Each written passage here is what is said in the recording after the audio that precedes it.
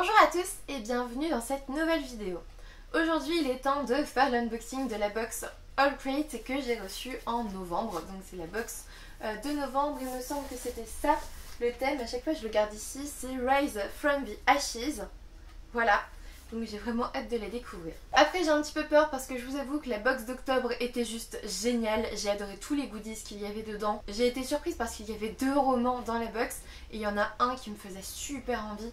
Donc clairement j'ai un petit peu peur de cette box, j'ai peur d'être déçue, mais on va découvrir ça ensemble. Du coup comme d'habitude j'ai les ciseaux, on y va.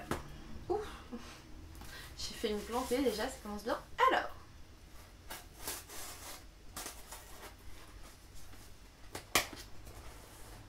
ok, ciseaux efficaces. Alors, est-ce que je vais y arriver? Ouf, je me prends déjà le petit truc là. Oh, ça a l'air génial. Alors je vois rien à part 2 trucs, ça a l'air déjà cool. Je vous montre un petit peu comment ça se déroule. Alors déjà l'illustration je la trouve absolument magnifique. Je sais pas si vous verrez. Je vais essayer de pas la lire parce que c'est les spoilers derrière. Donc voilà, je vais la garder à côté pour au cas où je ne saurais pas ce que c'est. Donc je disais waouh, parce qu'en fait je voyais ça. J'adore quand il y a des trucs en tissu comme ça me plaît bien. Alors, voyons. Je vois Life. Alors. As long as there is life, there is hope. Trop bien. Ça vient de Une braise sous la cendre, bien sûr. Oh là. De Sabaa Tahir. C'est une tête d'oreiller, je pense. J'imagine. Oh, j'en perds des plus. Et c'est vraiment très joli, je trouve. Voilà. Et en plus, j'adore Une braise sous la cendre, donc ça me plaît bien. Faudra voir une fois mis sur un oreiller. Hop. Alors, où est-ce que je vais le mettre? Là. Je vais garder ça pour mettre tous les petits, comme d'habitude, tous les petits trucs qui remplissent la boîte. Alors, donc là, ça se présente comme ça, je sais pas quoi prendre. On va prendre le truc qui dépasse. Alors...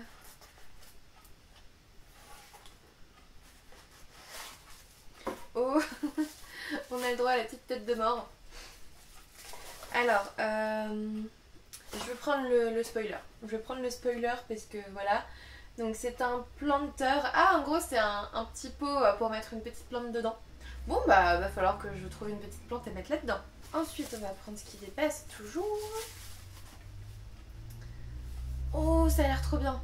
Oh ça a l'air trop bien. Oh c'est pour faire des tampons avec de la cire, vous savez. Alors. Ça a l'air d'être la barrette de cire, j'imagine. Ils disent... Ouais.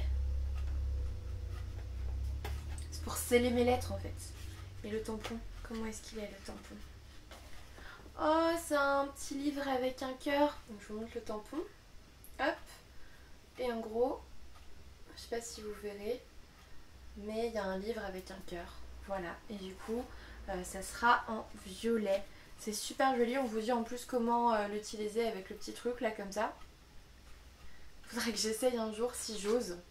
Mais en tout cas le tampon est trop sympa, vraiment. Puis ça fait très officiel quoi. Alors, on va faire un peu le ménage. J'ai failli jeter le pins, tout va bien. Bon en fait j'y arrive pas. Ça en est déjà partout.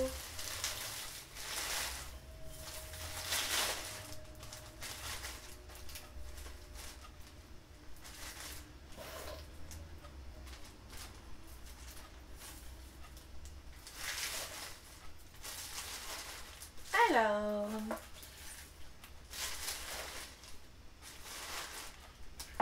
du coup je me spoil sur la suite en faisant ça. En fait. Hop. Du coup on a le petit pins du phénix. Je sais pas si vous verrez bien. Qui est plutôt joli aussi. Un peu comme la dernière fois, c'était joli aussi, ça m'avait bien plu. Là on a Wishing Bracelet. Alors, je sais pas du tout ce que c'est ça. Qu'est-ce que c'est que ça? Spoiler s'il vous plaît.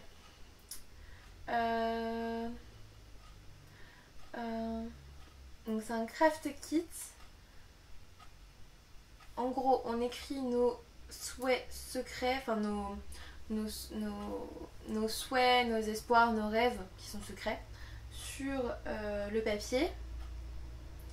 Et en gros, on porte le bracelet et quand vous passez une journée difficile, le bracelet vous rappellera de vos objectifs en fait. Vous rappellera vos objectifs. Mais du coup... Ah, en fait, ça donne des bracelets comme ça.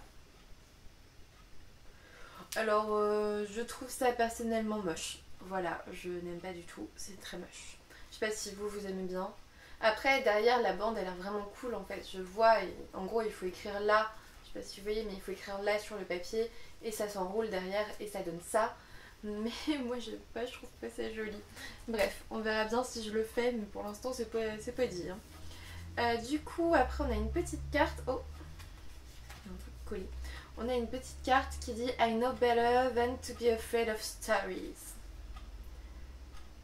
Ça vient de Evermore de Sarah Holland qui sort le 31 décembre.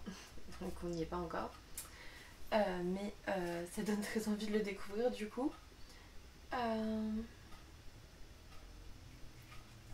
Ensuite, on a... Oh, c'est trop mignon.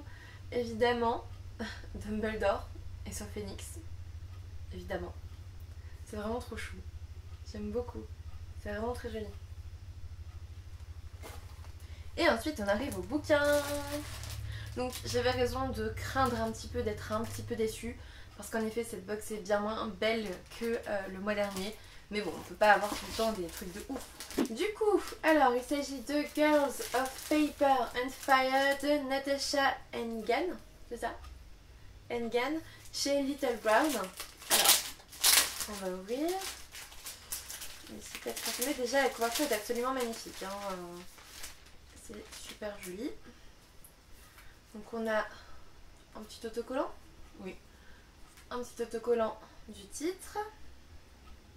Bien sûr, la petite lettre.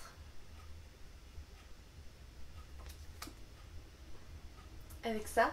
Ici, on est connu comme des Paper Girls. Girls of Paper. Facilement déchirables, techniquement facilement déchirées, facilement anéanties. N'existant que pour les autres, n'existant que pour que les autres nous utilisent, mais il y a quelque chose qu'ils ont oublié à propos du papier, ça peut mettre le feu au monde en fait. Ça peut faire brûler le monde. Voilà, ça peut brûler en fait, c'est ça qu'elle veut dire. Oh, la couverture est vraiment magnifique. Oh, j'adore. Avec les couleurs comme ça, c'est très très joli. En plus, les gars, on commence par une carte. On commence par une magnifique carte, vraiment très très jolie. On verra après pour le résumé. Ah, j'arrive pas. C'est évidemment un exemplaire signé. Et en gros, on vous dit que tous les ans, 8 jeunes filles très jolies sont choisies pour être des filles de papier, donc Paper Girls, pour servir le roi. Ça me fait un peu penser à Grace and Fury cette histoire quand même. Bah oui, enfin allez voir mon update lecture si vous ne comprenez pas pourquoi, mais clairement ça commence un peu comme ça. C'est le plus grand honneur, c'est le plus grand honneur qu'elle pourrait espérer. Et en fait cette année il y en a une 9e au lieu des 8 choisis habituellement. Et au lieu d'être faite de papier, elle est faite de feu. Oh, ça a l'air trop bien.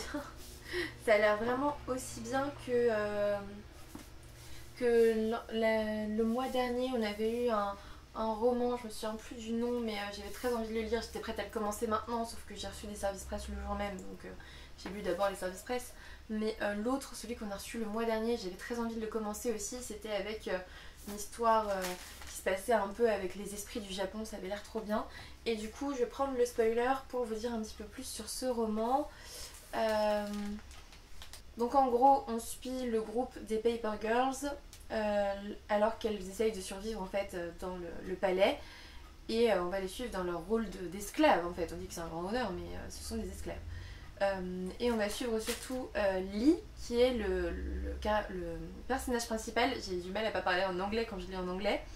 Qui a été kidnappé de son village et qui est forcée de servir en tant que 9ème Paper Girl.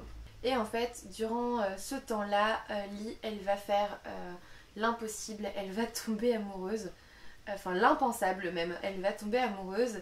Et en gros, on va suivre ce groupe de filles dans ce danger impossible. Et du coup, on a le petit livret comme d'habitude, parce que moi je veux voir la couverture normale. Alors je suis désolée, je vois pas de différence en fait. Ah si, je suis con. Voilà, en gros, moi, l'écriture est en doré et habituellement c'est en blanc. Voilà, donc ils ont changé la police d'écriture, mais de base, hein, la couverture est absolument magnifique. Et du coup, il est temps de découvrir le thème de décembre. Pour l'instant, je vais pas arrêter ma souscription, surtout que pour décembre, c'est la box de Noël, donc j'ai très envie de la voir. Et du coup, le thème de décembre, c'est Power of Illusions. Voilà. Et ils nous disent qu'on aura un super marque-page. Voilà. Donc je ne vais pas arrêter cette box pour le moment. Je ne suis pas vraiment satisfaite par tous les goodies, hein. Sinon le livre inclus dans cette box a l'air vraiment bien. Je pense qu'en décembre je vais surtout lire des romances de Noël, mais peut-être que j'essaierai aussi d'avancer dans ma pile à lire VO. Parce que là avec All Crate depuis, je sais plus, je crois que je l'ai depuis avril ou mars, ça commence à faire beaucoup de livres en VO que j'ai pas lu. Donc on verra ça. J'espère que cet unboxing vous aura plu. N'hésitez pas à me dire si ce livre vous fait envie.